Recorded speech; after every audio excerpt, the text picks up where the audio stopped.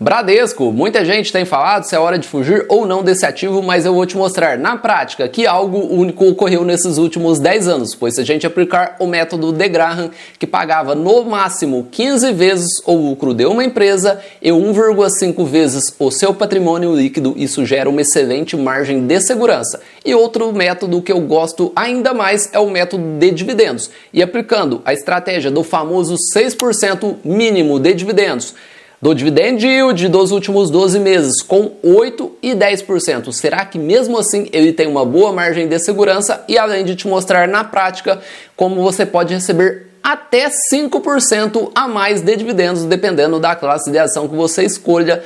Então vamos falar sobre esse Bradesco que gerou uma queda tão expressiva nesses últimos 5 e 1 mês. Eu sou o Rodrigo, o Bombeiro Investidor, e hoje vamos falar de Banco Bradesco, um ativo que vem bonificando com muita frequência desde 1972, que foi a sua primeira bonificação. E de lá para cá foram mais de 20 bonificações. E um grande destaque é que de 2015 até o momento o banco não falhou nenhum ano, sendo 6 bonificações de 10% e 2 de 20%. E com isso o banco gerou muito valor ao acionista, pois se considerarmos de 2012, R$100 investido teria se transformado em 279, enquanto no Ibovespa R$100 teriam se transformado em 194. O banco gerou um retorno bem acima do mercado até setembro de 2022, 179% do Banco Bradesco contra 94% do Ibovespa.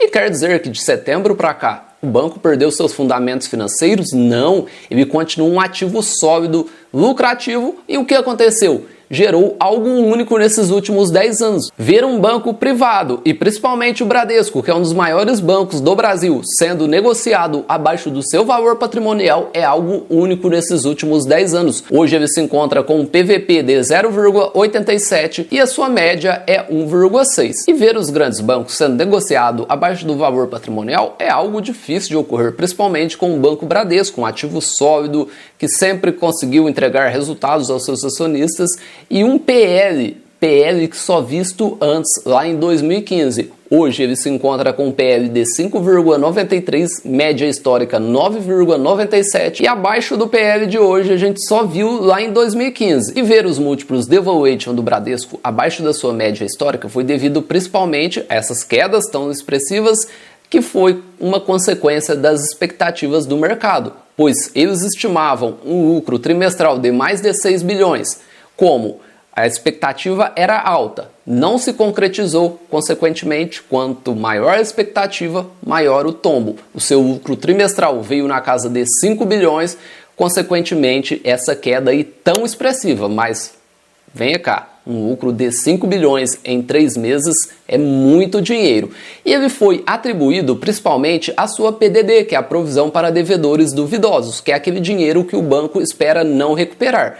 Aconteceu uma alta expressiva no trimestral, mas uma alta de mais de 100% quando consideramos os 9 primeiros meses, o que acabou impactando negativamente os seus resultados. Resumindo, lucro menor devido a essa PDD, mas o que impactou ainda mais foi o seu guindaste, pois ele alterou as projeções para PDD para 2022, o que acabou fazendo que o mercado não está acreditando que ele vem fazendo uma boa gestão do risco da sua carteira. O PDD cresceu 36,8% no trimestral, 116% no anual, um lucro líquido que apresentou uma queda de 25% no trimestral, 22% no anual, carteira expandida crescendo de forma leve no trimestral, 2,7%, mas crescendo aí 13% no anual. E o mais negativo foi as projeções que foram revisadas, pois a estimativa para 2022 da sua PDD expandida era entre 17 a 21 bilhões. E com essa nova revisão para 2022, ela vai partir de 25,5 bilhões até 27,5 bilhões. E com essa estimativa de uma PDD maior, pode impactar os resultados do Banco Bradesco nos próximos trimestres e, consequentemente, a gente tem visto essa cotação apanhar e muito.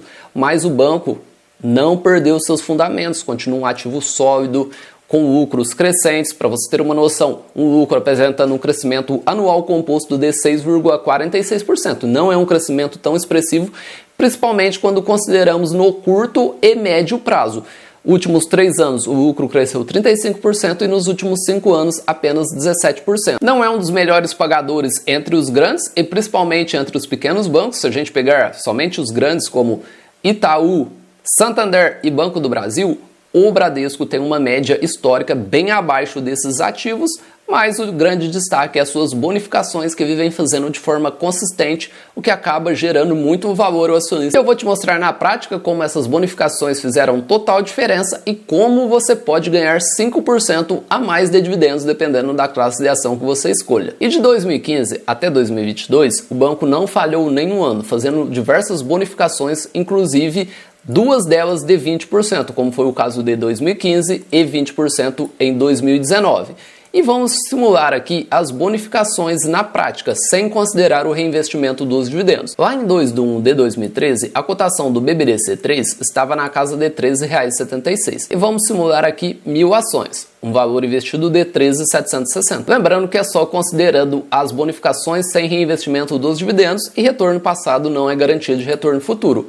O investidor começou com 1.000 ações, em 2013 passou para 1.100, 2015 1.320, fechando 2022 com 2.806 ações. De acordo com a cotação atual 13,10, o investidor teria 36.758,10 somente considerando as bonificações sem considerar o reinvestimento dos dividendos, mostrando na prática que somente essas bonificações geraram muito valor ao acionista. E agora vamos para as negociações e tag along, o que é importantíssimo.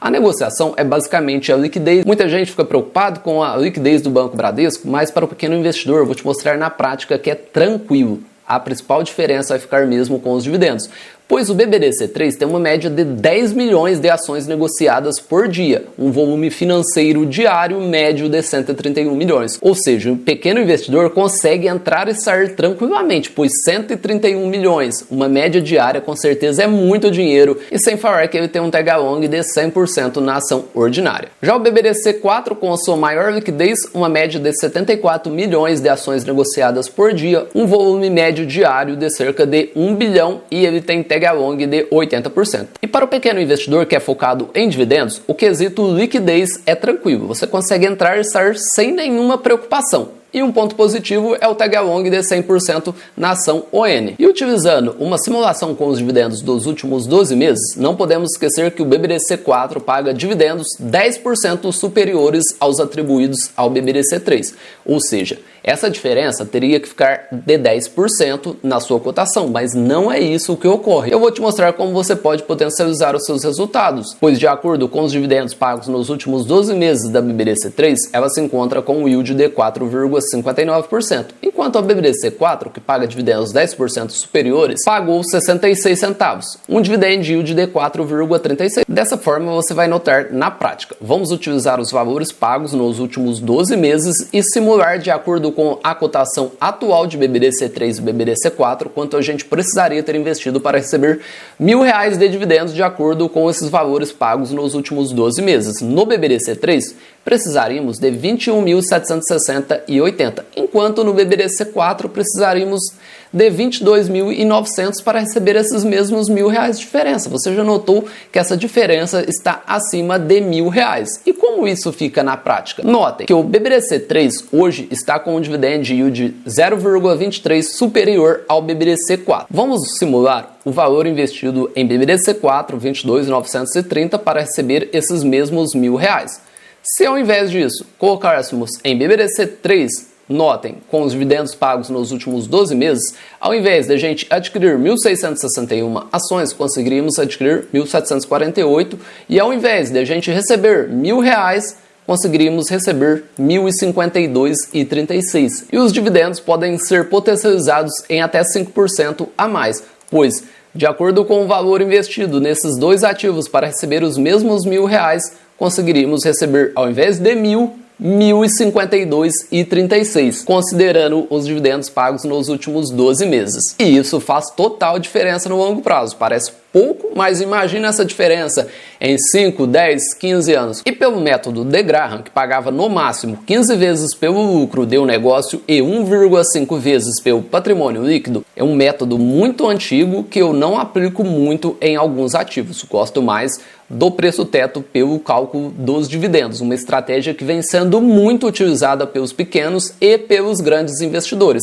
Notem aqui BBDC3, esse cálculo do valor intrínseco é considerando o VPA, que está 15,14, e também pelo LPA, que é o lucro por ação, que no momento está 2,24. Hoje o valor intrínseco seria 27,62, com uma margem de segurança de 110,87. Como eu citei, uma margem de segurança muito elevada, e é importante ressaltar que esse cálculo do valor intrínseco não funciona para todo tipo de empresa. Já outro método que eu gosto ainda mais é o preço teto pelos dividendos, que vem sendo muito utilizado pelos pequenos e grandes investidores. Código BBDC3, cotação atual. Para o cálculo do preço teto com o método dos dividendos, pode-se utilizar a média dos dividendos dos últimos 5 anos, o dividendo projetivo, os dividendos dos últimos 12 meses. Então, para o cálculo de acordo com os dividendos, depende aí das suas premissas. Eu vou utilizar aqui a média dos dividendos dos últimos 5 anos, que é de 96 centavos. E aqui no yield estimado, você coloca o quanto você espera receber do ativo. Se é 6%, que é o método Bazin,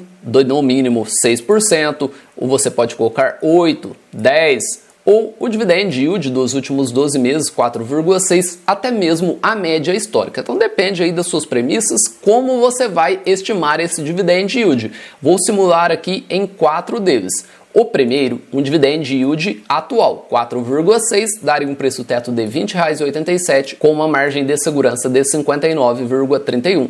O cálculo mais utilizado, mínimo de 6%, geraria uma margem de segurança de 22%. Já com o yield estimado de 8%, essa ação estaria 9,17% acima do preço teto. Já com o yield estimado de 10%, de acordo com o método do preço teto pelos dividendos, ela se encontraria 36% acima do preço teto. Múltiplos de valuation abaixo da sua média histórica, o banco pagando dividendos, fazendo bonificações, lucrativo, só não alcançou as expectativas do mercado. Consequentemente, as cotações apanharam e muito. Mas você não pode ser um analista de cotação. Você não pode saber se um ativo é bom ou é ruim somente analisando a cotação que caiu 10, 15, que subiu 10, que subiu 50%. Você tem que conhecer o ativo, saber se ele continua lucrativo, se tem expectativas de continuar crescendo. O banco pode ser impactado ainda nos próximos trimestres,